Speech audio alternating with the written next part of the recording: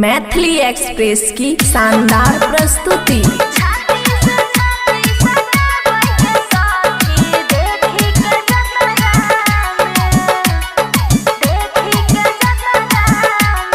खुशी recording studio बलुआहा। की बतैबो हम बतिया गे धक से धर कै छै छतिया गे जब बोलै छै कर बटिया गे सैया तोर दै छै नथिया गे सैया तोर दै छै नथिया गे की बतैबो हम बतिया गे धक से धर कै छै छतिया गे जब बोलै छै कर बटिया गे सैया तोर दै छै नथिया गे ले लेलकै माजा भरपूर सैया छियै हम खतरा में ले लेलकै माजा भरपूर सैया छियै हम खतरा में छाती से छाती सटाबै गे सखी देखी के जतरा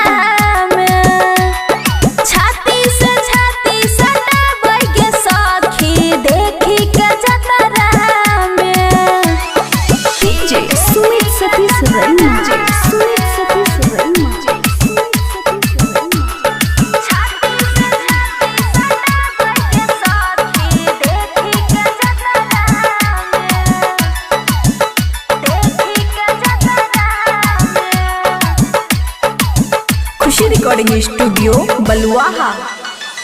ससुरा में शौख सिंगार पूरा भेल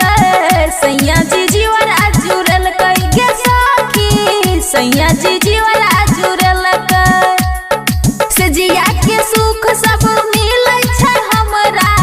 भर छै जब अकबरिया गे सखी भर छै जब अकबरिया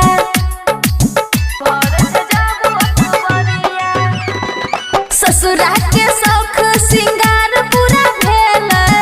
सैया जी जीवरा जुड़ल गे सखी सैया जी जीवरा जुड़ल से जिया के सुख सब मिलै छै हमरा भर छै जब अकबरिया गे सखी भर छै जब अकबरिया हमर जवानी ही डल दिल के सोने रात के अदरा हमर जवानी ही डल दिल के सुन रात के अदरा में छाती से छाती सटाबै गे सखी देखी के जतरा में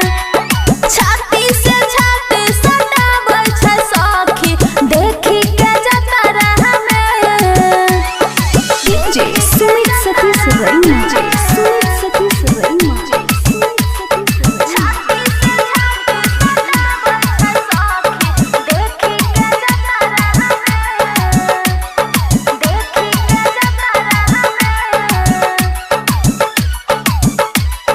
खुशी रिकॉर्डिंग स्टूडियो बलुआहा।